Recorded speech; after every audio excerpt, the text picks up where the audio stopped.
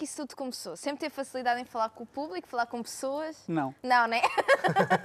Ao contrário do que a maioria das pessoas pensa, isto é algo que se aprende, que se adquire. Não é uma... Há pessoas que têm mais facilidade, mas Claro. como qualquer outra coisa, é uma competência que nós podemos treinar e adquirir ao longo da vida. Não é algo que saia com naturalidade a toda a gente. Como costumo dizer, quase tudo na vida vem com persistência e dedicação.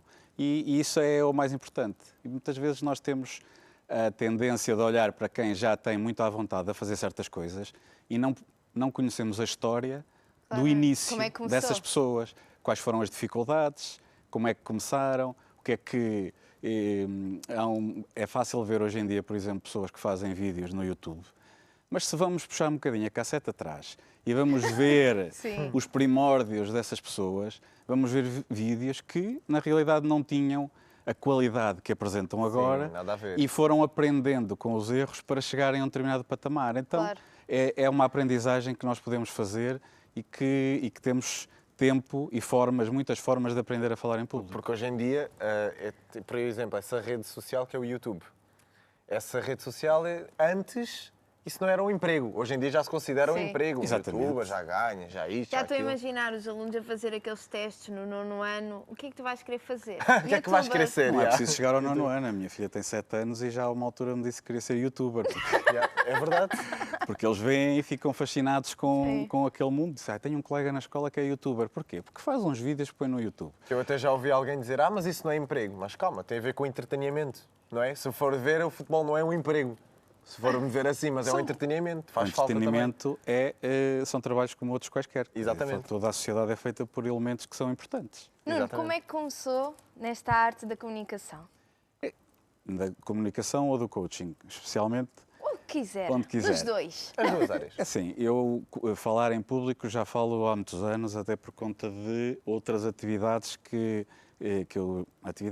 eu já estive ligado à política e tinha que falar para pessoas em E público. como é que começou isso de começar a falar com pessoas em público? Era difícil. Ficava extremamente nervoso, suavam as mãos, o coração começava a bater muito rapidamente, era algo difícil. Isso são tudo momentos que se podem treinar. Acima de tudo, eu acho que a mensagem que se pode passar é que ninguém nasce ensinado, mas toda a gente tem a capacidade de treinar muito. Olha. Exatamente, é verdade. E agora há outra vertente da sua vida. Outra vertente da minha vida é o coaching, que é uma segunda paixão, é algo que me apaixona profundamente, que é, estava a ouvir aqui a falar a convidada anterior, a Isabel, e ela tem um bocado da experiência de vida dela, essa capacidade de conseguirmos tirar e ver o brilho dos olhos de uma pessoa que consegue transformar a sua vida, a própria pessoa que se está a transformar à nossa frente, e ela transmitir-nos um obrigado e ter aquele brilho nos olhos e dizer assim, ok, agora as coisas vão ser diferentes, eu estou mais satisfeito comigo mesmo, sei qual é o meu caminho, sei qual é o meu rumo, consegui encontrar um norte, estava um bocado perdido e agora sei para onde vou. E isso é muito, muito importante, nós termos um caminho, todos nós temos uma missão neste mundo, todos nós temos algo para fazer e para dar aos outros neste mundo, mas nem sempre é fácil descobri-lo. O que é que vão pensar de mim? Na realidade, quando nós temos este pensamento, somos nós próprios que pensamos de nós mesmos aquilo que achamos que os outros pensam Pois, de se nós. calhar a outra pessoa até está a dizer, ai, que interessante. São trava-línguas. Se calhar nós vamos pegar nessas pessoas. Quem são essas pessoas todas? Primeira questão. O que é que os outros vão pensar? Quem são os outros? É o mundo inteiro? É a nossa família? São os nossos amigos? Quem são esses outros? Parece uma coisa indistinta. Sim. Ai, vão pensar mal de mim, vão se rir de mim, mas quem são os outros? E os outros vão mesmo pensar isso que eu estou a pensar de mim? Na realidade, uns vão, mas outros não. Sim. Uns vão gostar, outros não vão gostar. Mas como alguém um dia disse, alguém vai sempre não gostar de nós. O meu perfil de personalidade é o tipo 6, é o precavido. É o precavido, uma pessoa que antecipa muito os cenários, que prevê as situações com antecedência para se prevenir daquilo que vai acontecer. Há de certeza Ok. que há algum que é distraído. Há pessoas que são mais distraídas, há pessoas Esse que deve são... ser o meu. Os perfis e a pessoa estava, o Eduardo Turgal estava-me a ensinar, ele já falou sobre perfis de personalidade aqui na vossa televisão e eu estava assim, mas como é que ele me está a descrever a mim Se não me em conhece. situações reais da minha vida se ele não me conhece de lado nenhum? E na realidade há muitos pontos comuns das pessoas do mesmo perfil de personalidade. Ok. Depois há outras questões que podem divergir, porque a questão é mais profunda do que isso. Na base dividem-se os perfis entre os emocionais, os instintivos e os mentais. Eu sou de um perfil mental, que uma pessoa que pensa muito, que raciocina muito. Há pessoas que vivem mais com as emoções à flor da pele. E há pessoas que são mais de fazer, é para fazer e não pensam depois de fazer e não antes ou quando estão a fazer. Não quer dizer que não pensem nas coisas. Sim. A questão é que não estão ali a remoer na situação. Há um exemplo muito engraçado que às vezes se dá, que está um mental, um emocional e um instintivo a decidir onde é que vão fazer uma ponte. E o mental está ali a pensar em todos os projetos e todas as formas como a ponte vai ser construída. O emocional poderá estar a dizer assim: eu não sinto que este é o lugar certo para fazer a ponte. E o instintivo está com o saco de cimento a dizer: bora lá, vamos fazer. E nós conhecemos pessoas que acabam por dizer muito isto. Eu penso que isto está certo. E um amigo diz: eu sinto que isto não está certo. Sim. A análise de um perfil não deve ser dita à pessoa. A pessoa deve... Não é mais um rótulo. Exatamente. A pessoa deve se reconhecer. E o enneagrama é uma questão importante. Não deve ser também, no fim, um rótulo para a pessoa. Claramente. Deve ser um ponto de partida para o seu crescimento. Então, se ela identifica o seu perfil, sabe como é que pode crescer como ser humano. Exato. Se eu não sei qual é o meu perfil, posso, de repente, andar perdido aqui e hoje em dia, em que, num país como o nosso, em que a maioria das pessoas consegue ter um mínimo de condições de vida e de conforto, de casa, alimentação, saneamento, de repente já começamos a ter outras preocupações na vida. Qual é o sentido da vida? Qual é a nossa missão? Como é que nós vamos impactar as outras pessoas neste mundo? O impacto da informação que é criada hoje em dia, que é disponibilizada na internet, em catadupa, tem um efeito bom, que é permitir-nos saber muita coisa, mas também tem um efeito de nos fazer sentir porque perdidos. Se formos lá procurar dor de cabeça, já estamos numa doença terminal. E há um exemplo muito claro. muita Se forem lógica, perguntar sobre alimentação, uns dizem que devem comer hidratos de carbono, outros dizem que não devem comer, uns Sim. dizem que devem ser só líquidos, outros dizem que devem fazer outra coisa, outros é só exercício físico. E a pessoa, mas quem tem razão? Pois. E a sua profissão é muito importante, não é?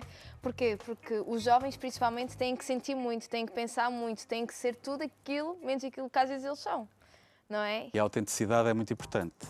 Hoje em dia, e nos jovens isso acontece muito, e ainda há muita pressão dos pais de tens que ser médico, tens que ser advogado, tens que ser engenheiro.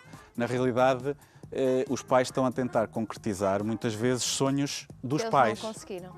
que não conseguiram ou querem transmitir uma imagem de que tiveram sucesso Sim. porque os filhos têm uma determinada profissão.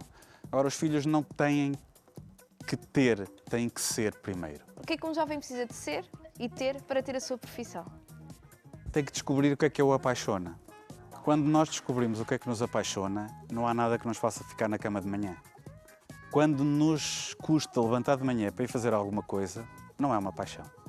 E então, muitas vezes as pessoas reclamam porque trabalho muitas horas,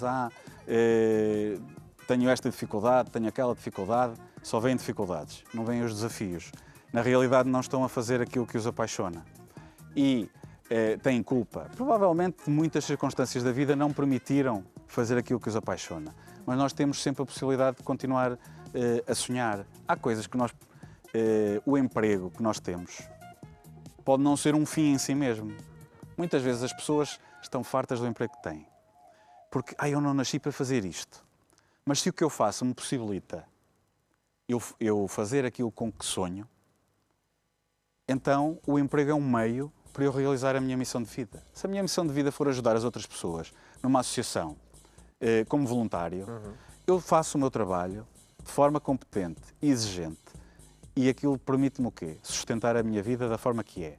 Mas eu depois tenho o meu tempo para usar da forma que eu quero usar. Se eu quero falar em público é a última fase do falar em público. É como jogar um jogo de futebol, é apenas o último momento de todo um conjunto de treino e processo para chegar ali ao jogo e jogar. Claro. Então, há 4 momentos iniciais que para mim são importantes, que eu chamo os 4 Qs, que é quem, quando, quanto e o quê. Para quem eu vou falar? São pessoas mais velhas? São pessoas da minha idade? De que geração é que são? Qual é o público que eu vou encarar? Está sem Martin. Como? Dá-se em marketing essa matéria também. Para quem é que eu vou falar? Depois, quando? Em que data? Eu tenho que saber o tempo que eu tenho para me preparar até lá. Qual é a data concreta em que eu vou ter que fazer uma apresentação, seja na escola, seja na universidade, seja onde for. Quanto tempo é que eu tenho? Isto é importante. Aqui há tempos tive que fazer uma palestra e eram 15 minutos. É difícil passar uma ideia, eu estava a falar de Enneagrama, para pessoas em 15 minutos. Disseram-me, tu és maluco, não vais conseguir. Consegui. Tive que fazer este percurso todo para apresentar uma ideia específica, concreta, sobre o Enneagrama. Temos que saber o quê, sobre o que é que eu vou falar. E o quê é a parte que eu presumo que quem quer ir falar tem que dominar profundamente. Claro. Tem que estudar profundamente aqui. Só que eu estou-me a preparar quando eu faço isto.